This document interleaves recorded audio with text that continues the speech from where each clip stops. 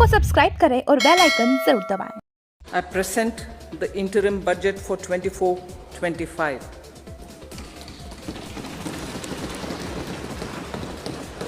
I present the interim budget for 24-25.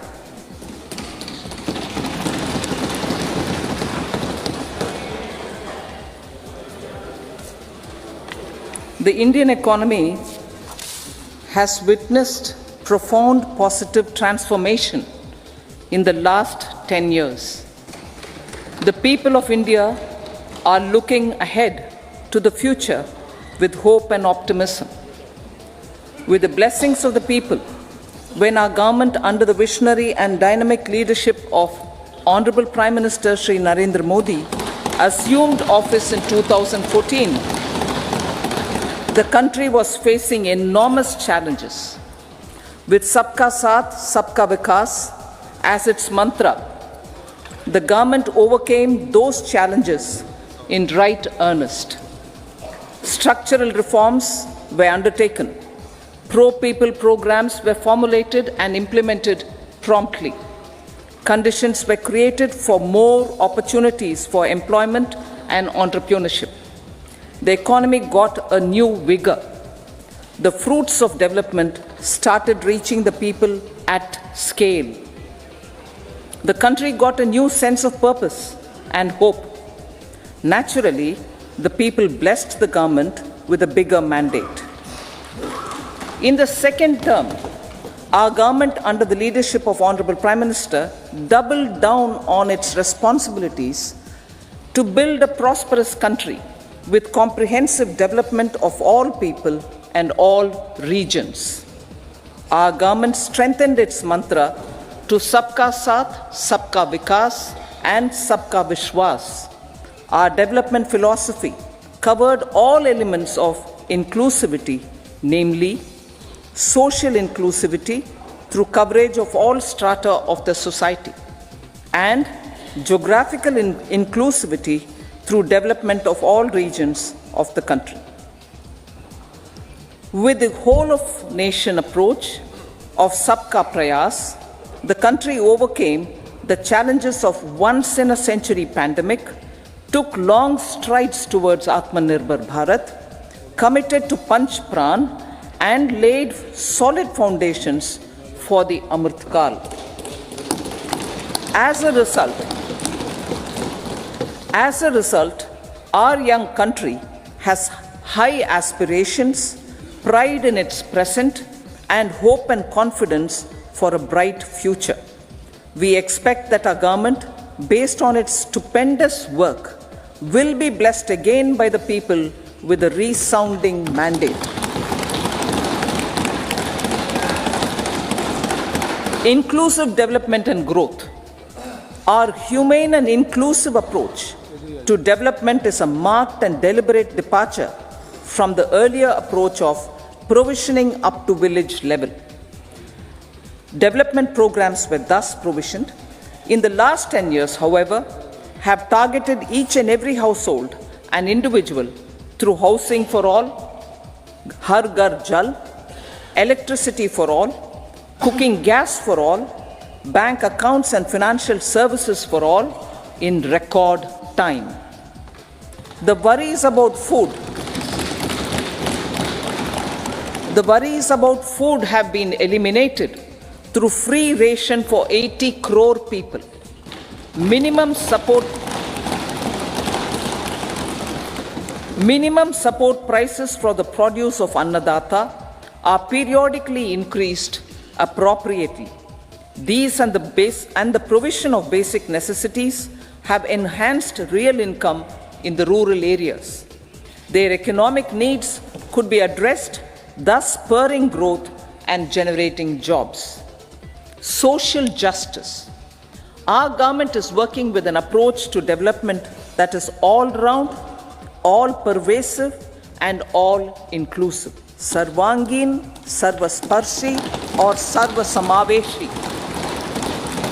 It covers all castes and people at all levels.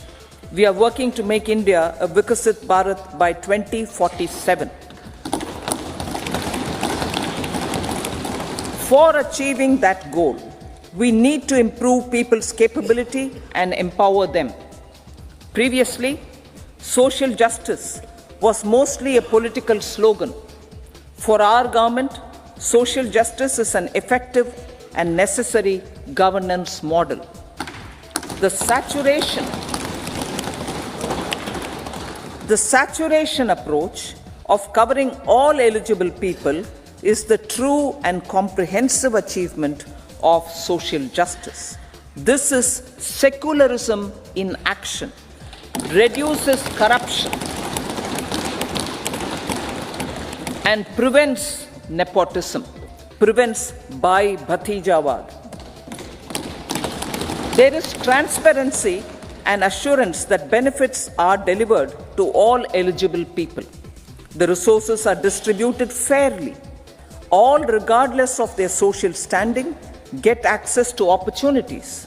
We are addressing systemic inequalities that had plagued our society. We focus on outcomes and not on outlays so that the social economic transformation is achieved. As our Prime Minister firmly believes, we need to focus on 4 major castes. They are Garib, Mahilayein, Yuva and Annadata. Their needs, their aspirations and their welfare are our highest priority. The country progresses when they progress. All 4 require and receive government support in their quest to better their lives.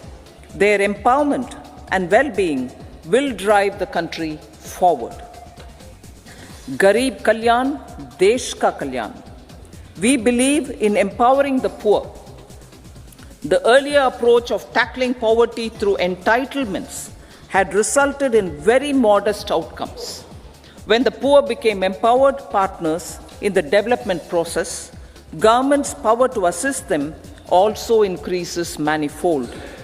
With the pursuit of Sabka Saath, in these 10 years, the government has assisted 25 crore people to get freedom from multi-dimensional poverty. Our government's efforts are now getting synergized with energy and passion of such empowered people. This is truly elevating them from poverty. Direct benefit transfer of 34 lakh crore rupees from the government using PM Jan Dhan accounts has led to savings of 2.7 lakh crores of rupees for the government. This savings has been realized through avoidance of leakages prevalent earlier. The savings have helped in providing more funds for Garib Kalyan. PM Swanidhi has provided credit assistance to 78 lakh street vendors. From that total of 78 lakh street vendors, 2.3 lakh have received credit for the 3rd time. PM Janman Yojana reaches out to the particularly vulnerable tribal groups who have remained outside the realm of development so far. PM Vishwakarma Yojana provides end-to-end support to artisans and craftspeople engaged in 18 trades. The schemes for empowerment of Divyangs and transgender persons reflect firm resolve of our government to leave no one behind. Welfare of Annadata. Farmers are our Annadata. Every year under PM Kisan Samman Yojana, direct financial assistance is provided to 11.8 crore farmers, including marginal and small farmers. Crop insurance is given to 4 crore farmers under PM Fasal Bima Yojana.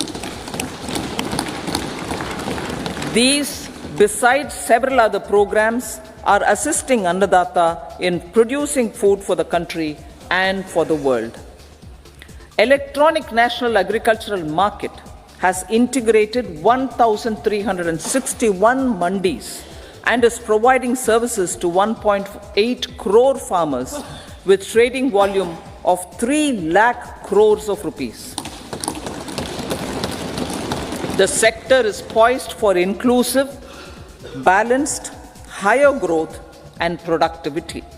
These are facilitated from farmer-centric policies, income support, coverage of risks through price and insurance support, promotion of technologies and innovations through startups. Empowering the Amrit PD, the Yuva. Our prosperity depends on adequately equipping and empowering the youth. The National Education Policy 2020 is ushering the transformational reforms. PM Schools for Rising India, PM Shri, are delivering quality teaching and nurturing holistic and well-rounded individuals. The Skill India mission has trained 1.4 crore youth, upskilled and reskilled 54 lakh youth, and established 3,000 new ITIs. A large number of institutions of higher learning, namely 7 IITs, 16 triple ITs, 7 IIMs, 15 AIMS, and 390 universities have been set up.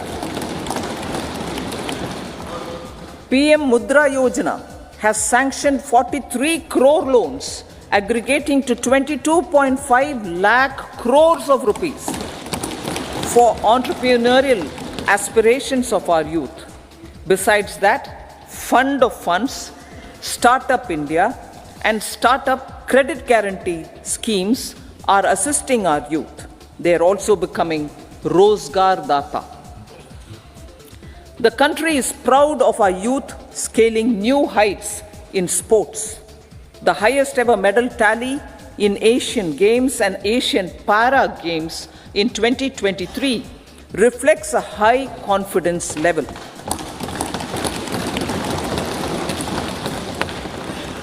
Chess prodigy and our number 1 ranked player Pragnananda put up a stiff fight against the reigning world champion Magnus Carlsen in 2023. Today, India has over 80 chess grandmasters compared to little over 20 in 2010. Momentum for Nari Shakti. The empowerment of women through entrepreneurship, ease of living, and dignity for them has gained momentum in these 10 years. 30 crore Mudra Yojana loans have been given to women entrepreneurs. Female enrollment in higher education has gone up by 28% in 10 years. In STEM courses, girls and women constitute 43% of enrollment, one of the highest in the world. All these measures are getting reflected in the increasing participation of women in workforce. Making triple talaq illegal, reservation of 1/3 seats for women in the Lok Sabha and state assemblies, and giving over 70% houses under PM Awas Yojana in rural areas to women, and giving over 70% houses under PM Awas Yojana in rural areas to women as sole or joint owners have enhanced their dignity. Exemplary track record of governance, development, and performance.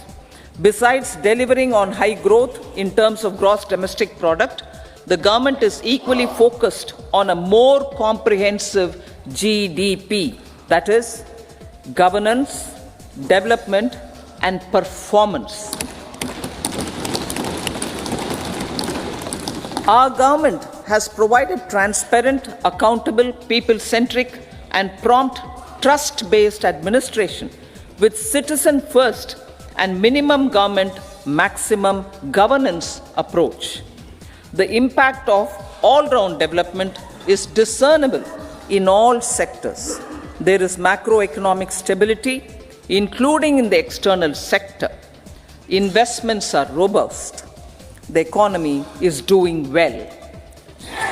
People are living better and earning better, with even greater aspirations for future. Average real income of the people has increased by 50%. Inflation is moderate. People are getting empowered, equipped, and enabled to pursue their aspirations. There is effective and timely delivery of programs and of large projects. Economic management. The multi-pronged economic management over the past 10 years has complemented people-centric, inclusive development. Following are some of the major elements. 1. All forms of infrastructure, physical, digital, or social, are being built in record time.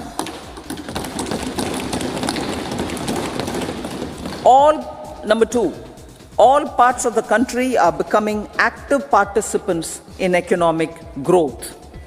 Number 3, digital public infrastructure, a new factor of production in the 21st century, is instrumental in formalization of the economy. Number 4, goods and services tax has enabled one nation, one market, one tax. Tax reforms have led to deepening and widening of tax base.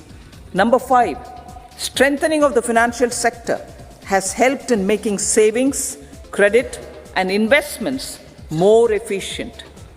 Number 6, GIFT IFSC and the Unified Regulatory Authority, IFSCA, are creating a robust gateway for global capital and financial services for the economy.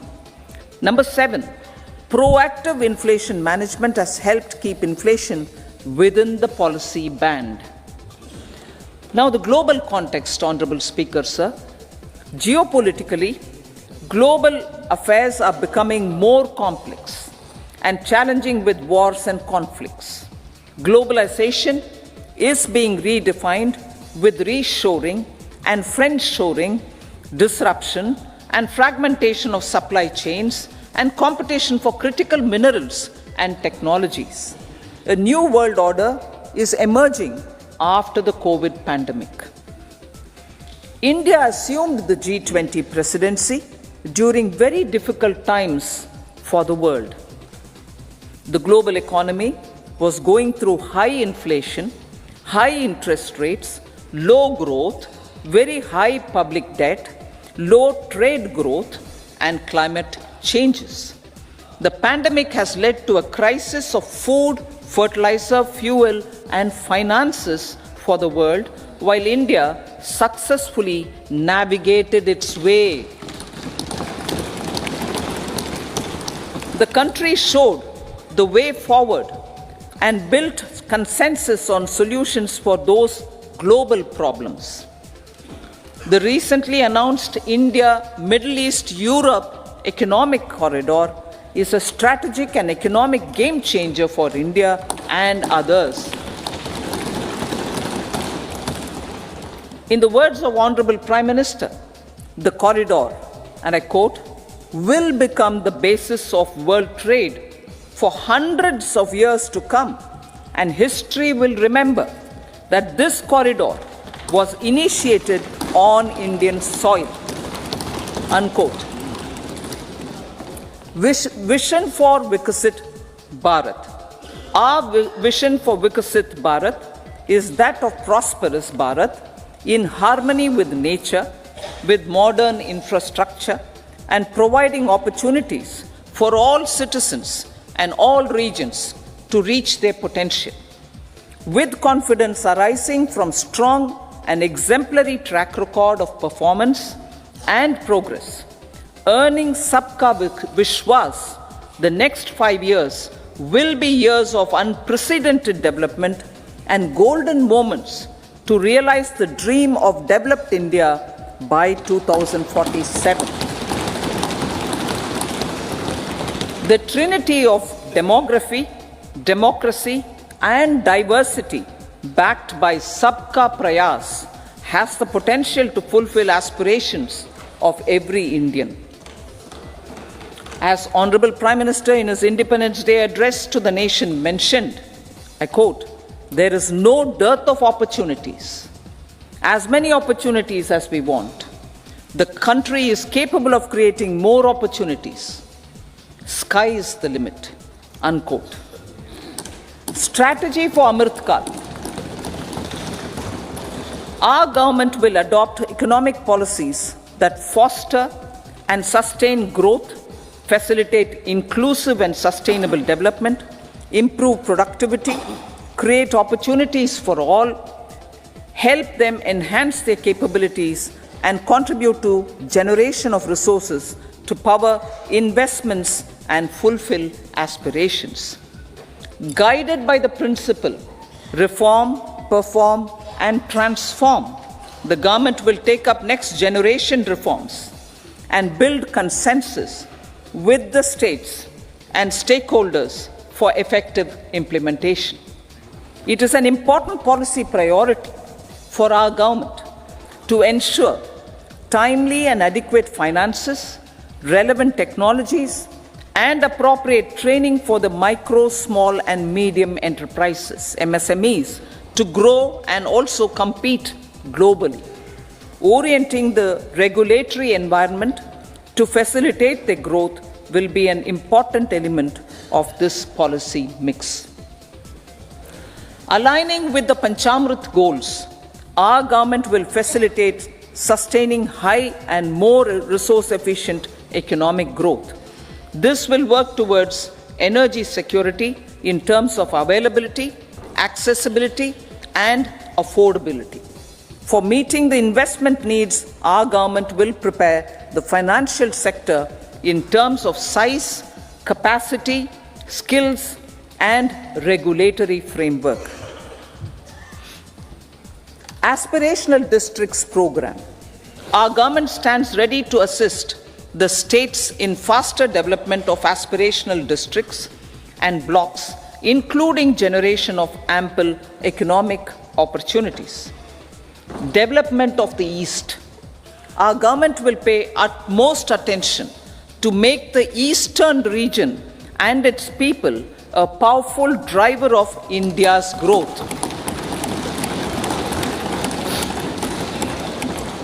PM Awas Yojana Grameen. Despite the challenges due to COVID, implementation of PM Awas Yojana Grameen continued, and we are close to achieving the target of 3 crore houses.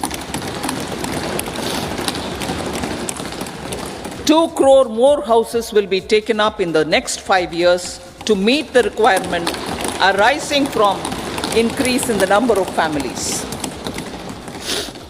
Rooftop solarization and Muft Bijli.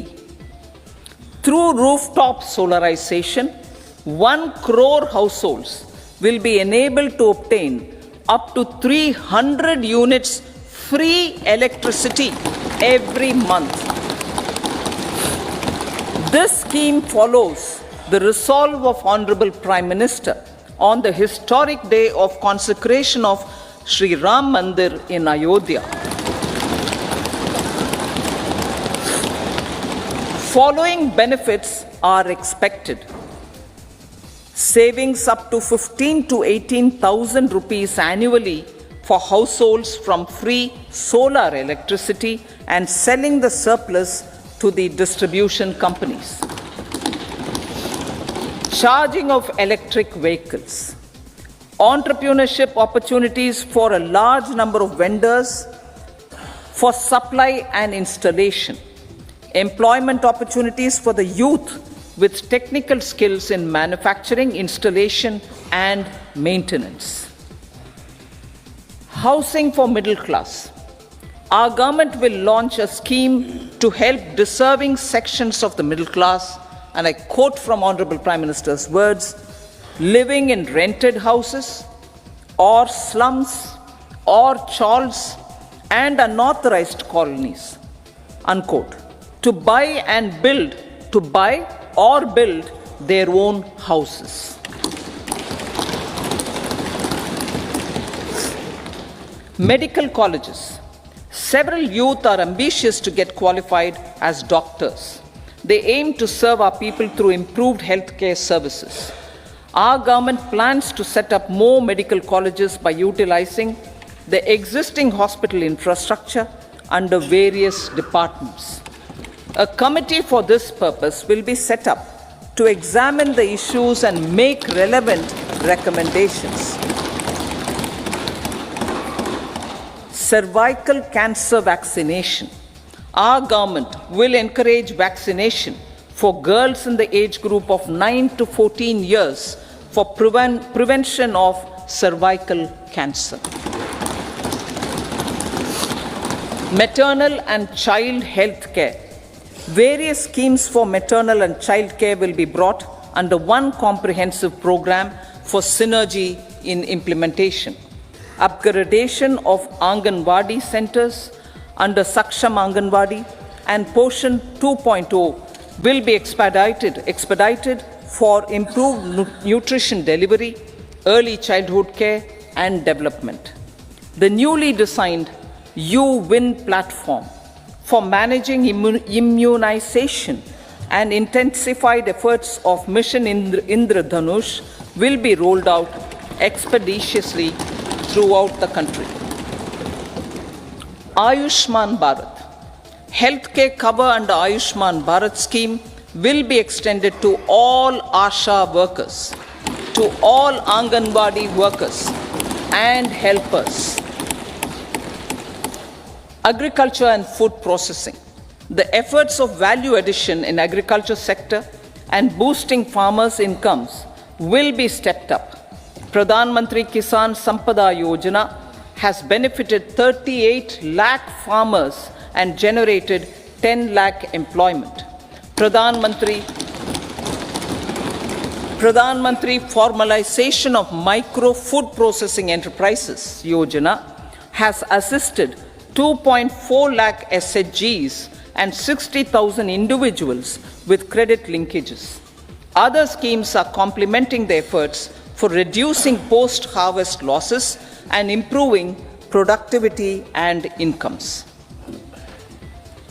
For ensuring faster growth of the sector, our government will further promote private and public investment in post-harvest activities, including aggregation, modern storage, efficient supply chains, primary and secondary processing and marketing and branding. Nano DAP. After the successful adoption of nano urea, application of nano DAP on various crops will be expanded in all agroclimatic zones. Atmanirbhar Oil Seeds Abhiyan. Building on the initiative announced in 2022, a strategy will be formulated to achieve Atmanirbharta for oil seeds such as mustard, groundnut, sesame, soya bean, and sunflower. This will cover research for high-yielding varieties, widespread adoption of modern farming techniques, market linkages, procurement, value addition, and crop insurance. Dairy development. A comprehensive program for supporting dairy farmers will be formulated. Efforts are already on to control foot and mouth disease. India is the world's largest milk producer with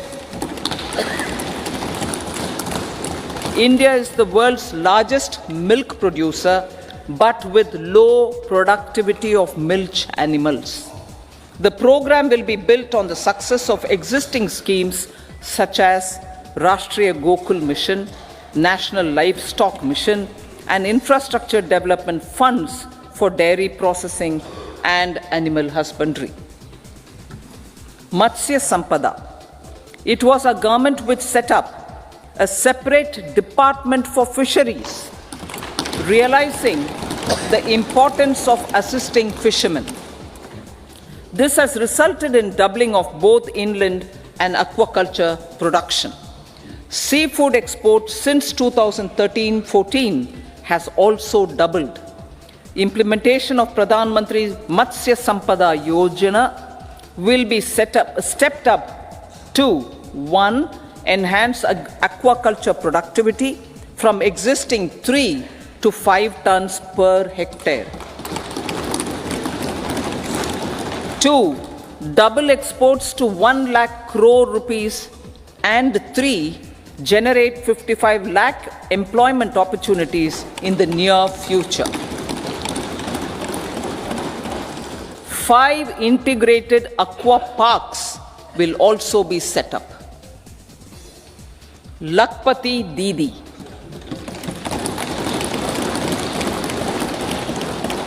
$83 lakh SHGs. 83 lakh SHGs with 9 crore women are transforming rural socio-economic landscape with empowerment and self-reliance. Honorable Speaker said, their success has assisted nearly 1 crore women to become Lakpati Didi already. They are an inspiration to others. Their achievements will be recognized through honoring them. Buoyed by the success, it has been decided to enhance the target for Lakpati Didi from 2 crores to 3 crores.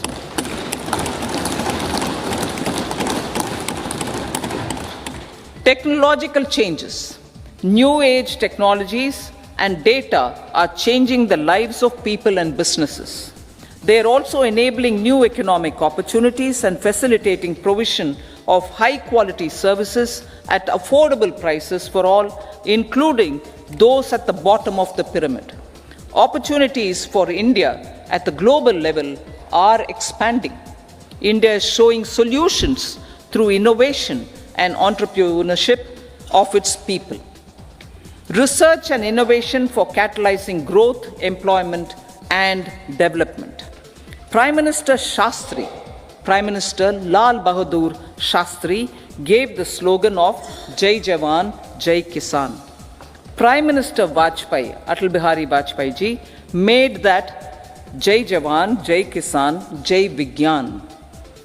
Prime Minister Modi has furthered that to Jai Jawan, Jai Kisan, Jai Vigyan, and Jai Anusandhan,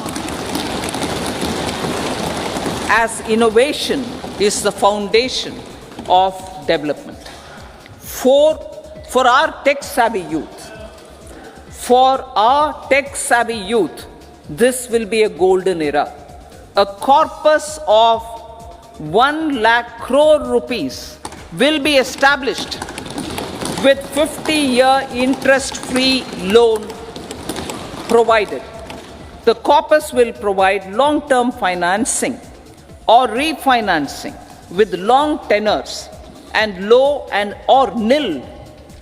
I repeat that sentence. The corpus will provide long-term financing or refinancing with long tenors and low or nil interest rates. This will encourage the private sector to scale up research and innovation significantly in sunrise domains. We need to have programs that combine the powers of our youth and technology. A new scheme will be launched for strengthening deep tech technologies for defense purposes and expediting Atmanirbharta. Infrastructure development. Building on the massive tripling of the capital expenditure outlay in the past 4 years, resulting in huge multiplier impact on economic growth and employment creation, the outlay for the next year is being increased by 11.1% to 11,111 crore rupees. This would be 3.4% of our GDP.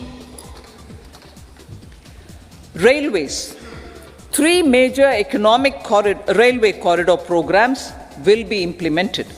These are energy, mineral, and cement corridor. Number 2, port connectivity corridors. And number 3, high traffic density corridors. The projects have been identified under the PM Gati Shakti for enabling multimodal connectivity. They will improve logistics efficiency and reduce cost. The resultant decongestion of the high traffic corridors will also help in improving operations of passenger trains, resulting in safety and higher travel speed for passengers. Together with dedicated freight corridors, these three economic corridor programs will accelerate our GDP growth and reduce logistic costs.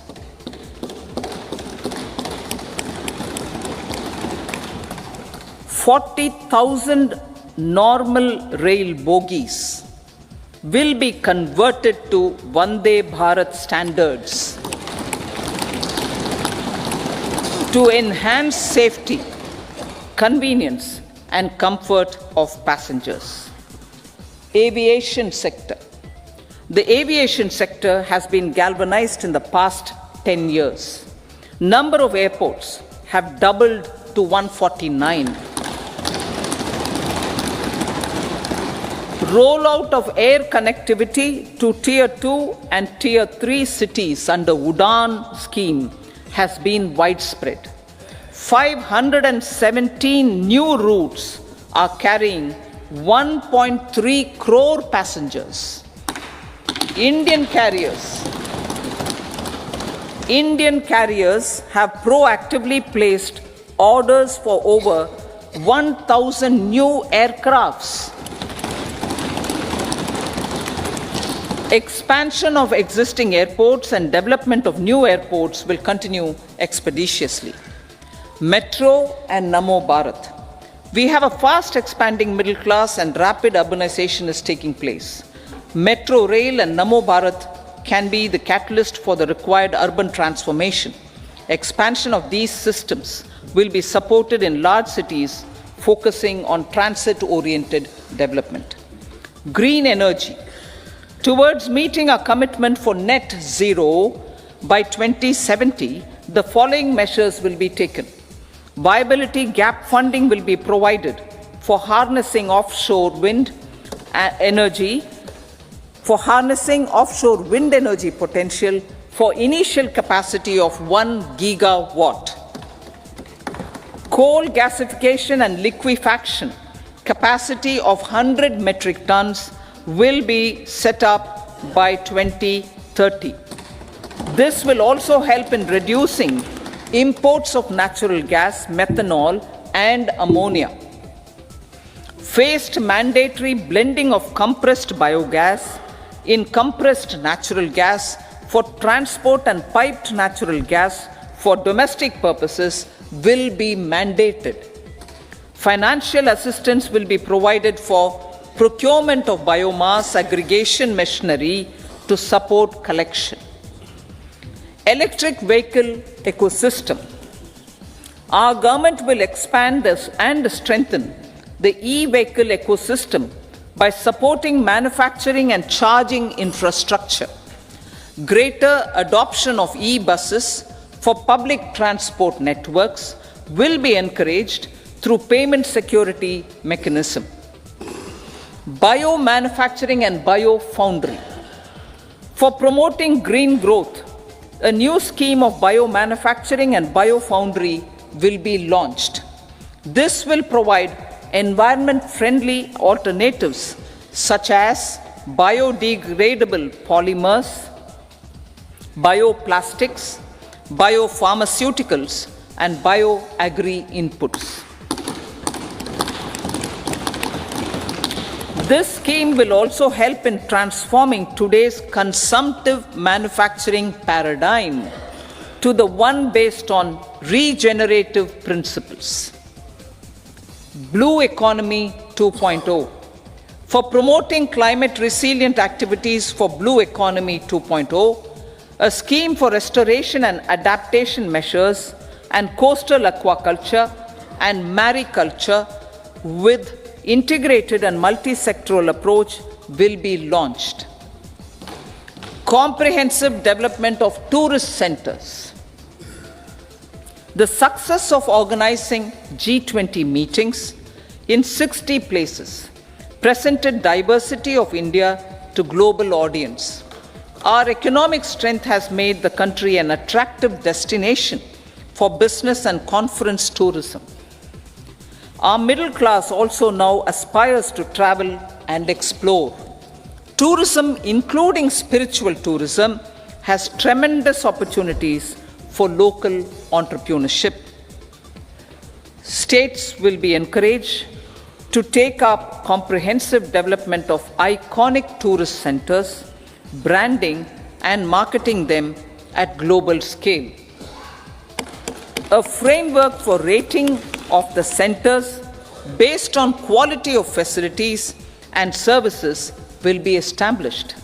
Long-term interest-free loans will be provided to states for financing such development on matching basis. To address the emerging fervor for domestic tourism, Honorable Speaker, sir, projects for port connectivity, tourism infrastructure, and amenities will be taken up on our islands, including Lakshadweep. This will help in generating employment also. Promoting investments. The FDI inflow during 2014 to 23 was $596 billion US, marking a golden era. That is twice the inflow during 2005 to 14. For encouraging sustained foreign investment, we are negotiating bilateral investment treaties with our foreign partners in the spirit of First Develop India. FDI is First Develop India. Reforms in the states for Viksit Bharat. Many growth and development enabling reforms are needed in the states for realizing the vision of Viksit Bharat. A provision of 75,000 crore rupees as 50-year interest-free loan is proposed this year to support those milestone-linked reforms by the state governments. Societal changes. The government will form a high-powered committee for an extensive consideration of the challenges arising from fast population growth and demographic changes. The committee will be mandated to make recommendations for addressing these challenges comprehensively in relation to the goal of Viksit Bharat. Amrit Kal as Kartavya Kal. Our government stands committed to strengthening and expanding the economy with high growth and to create conditions for people to realize their aspirations. Honorable Prime Minister in his Independence Day address to the nation in the 75th year of our Republic said, and I quote, "We commit ourselves to national development with new inspirations, new consciousness, new resolutions as the country opens up immense possibilities and opportunities. It is our Kartavya Kal." Unquote. Every challenge of the pre-2014 era was overcome through our economic management and our governance. These have placed the country on a resolute path of sustained high growth. This has been possible through right policies, true intentions, and appropriate decisions. In the full budget in July, Honorable Speaker, our government will present a detailed roadmap for our pursuit of Viksit Bharat.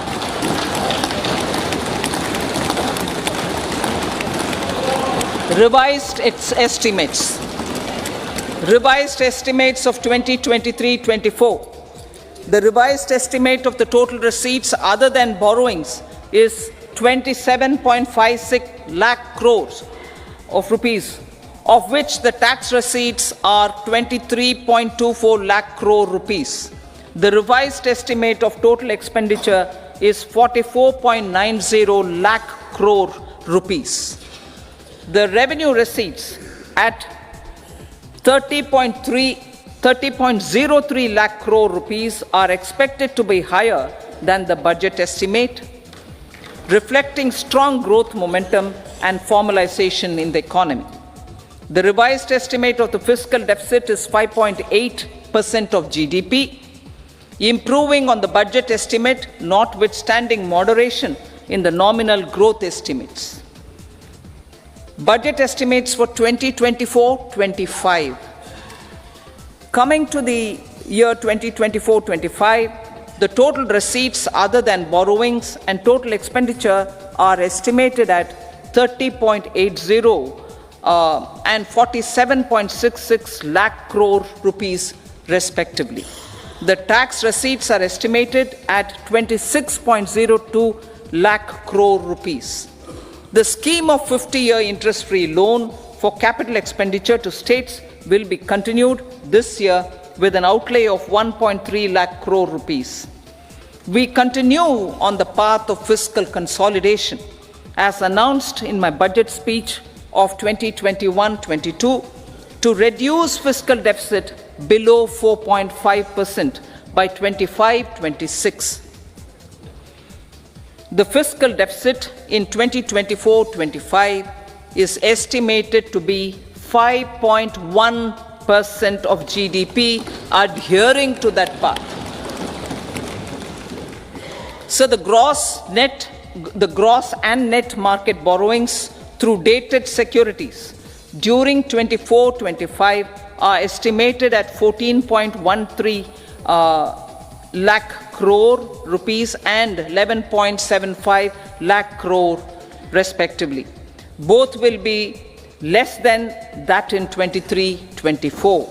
Now that the private investments are happening at scale, the lower borrowings by the central government will facilitate larger availability of credit for the private sector. Vote on account. I'll be seeking vote on account approval of the Parliament through the appropriation bill for a part of the financial year 2024-25. I will now move to Part B. Honorable Speaker, sir, over the last 10 years, the direct tax collections have more than trebled and the return filers swelled 2.4 times.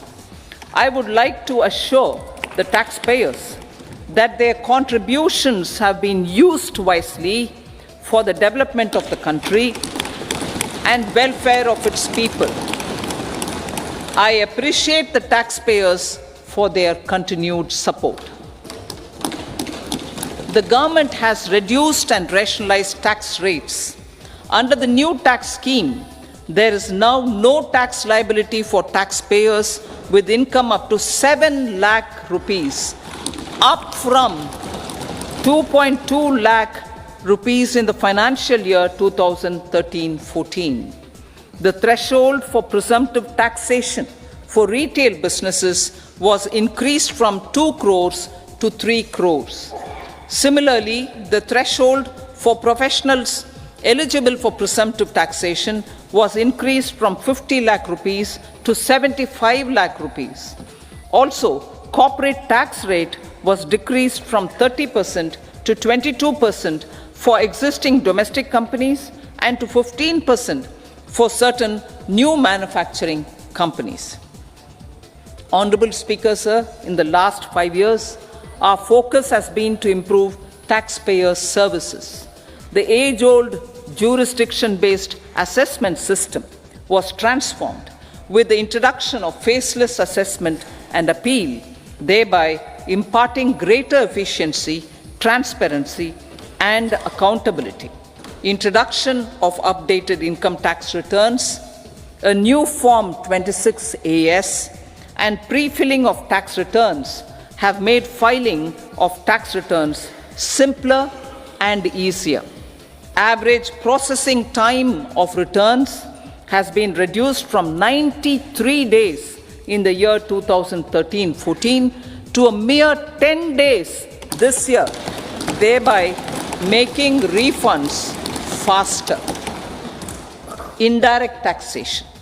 By unifying the highly fragmented indirect tax regime in India, the GST has reduced the compliance burden on trade and industry.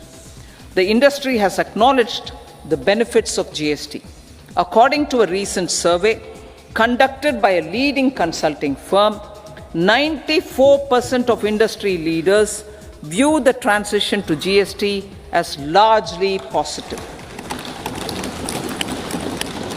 According to 80% of the respondents, it has led to supply chain optimization, as elimination of tax arbitrage and octroi has resulted in disbanding of checkposts at the state and city boundaries. At the same time, tax base of GST more than doubled, and the average monthly gross GST collection has almost doubled to 1.66 lakh crores this year. States too have benefited. States' SGST revenue, including compensation released to states in the post-GST period of 2017-18 to 2022-23, has achieved a buoyancy of 1.22. In contrast, the tax buoyancy of state revenues from subsumed taxes in the pre-GST 4-year period of 2012-13 to 2015-16 was a mere 0.72.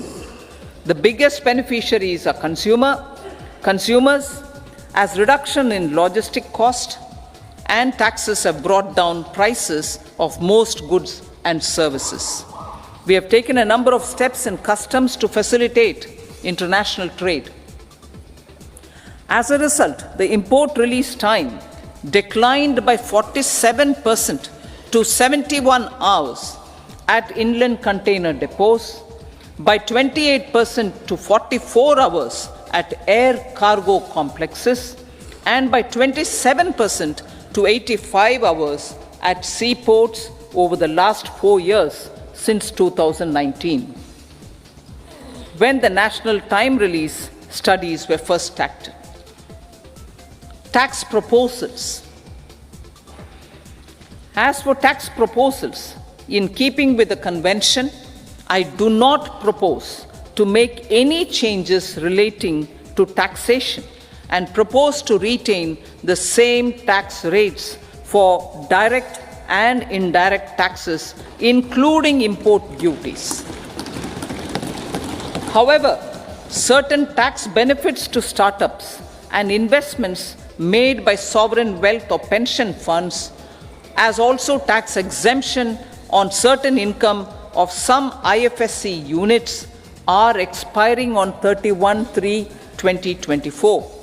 To provide continuity in taxation, I propose to extend the date to 31/3/2025.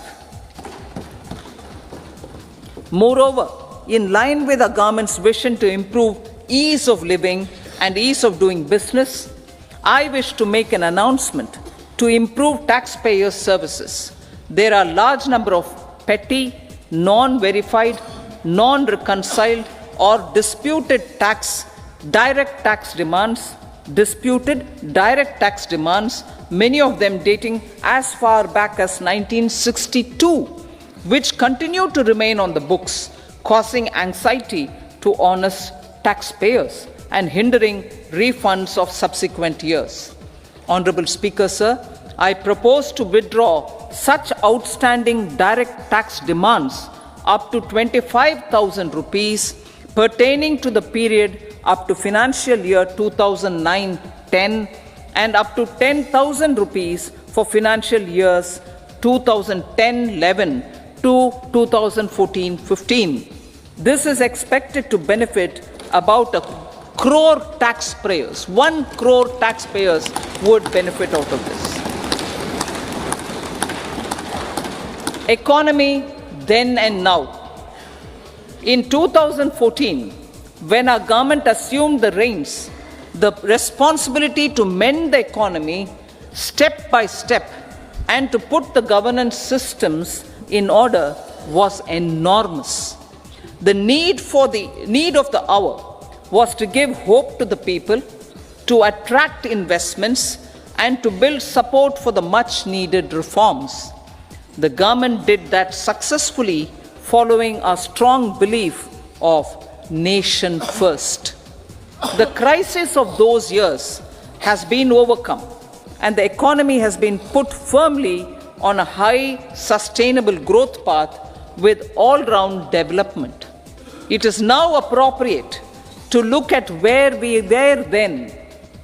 I repeat, it is now appropriate to look at where we were then till 2014 and where we are now, only for the purpose of drawing lessons from the mismanagement of those years.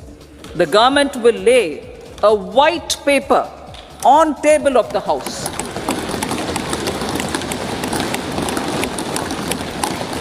The exemplary track record of governance, development and performance, effective delivery and Jan Kalyan has given the government trust, confidence and blessings of the people to realize whatever it takes, the goal of Vikasit Bharat with good intentions, true dedication and hard work in the coming years and decades. With this, Honorable Speaker, I commend the interim budget to this august House. Jai Hind.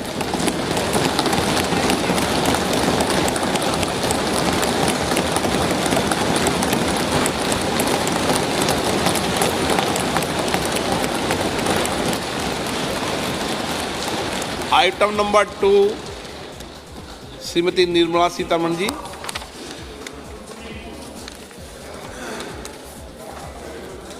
So, with your permission, I rise to lay on the table the following statements under Section 3(1) of the Fiscal Responsibility and Budget Management Act 2003, Medium-Term Fiscal Policy cum Fiscal Policy Strategy Statement and Macroeconomic Framework Statement. Item number 3 Shrimati Nirmala Sitharaman ji. Sir, with your permission, I rise to move for leave to introduce the Finance Bill 2024. प्रश्न ये है कि विधेयक को पुनर्स्थापित करने की अनुमति प्रदान की जाए। जो सदस्य इसके पक्ष में हाँ कहें, जो सदस्य विरोध में ना कहें। मेरे विचार में निर्णय हाँ वालों के पक्ष हुआ, हाँ वालों के पक्ष हुआ। माननीय मंत्री जी विधेयक को पुनर्स्थापित करें। So I introduce the bill.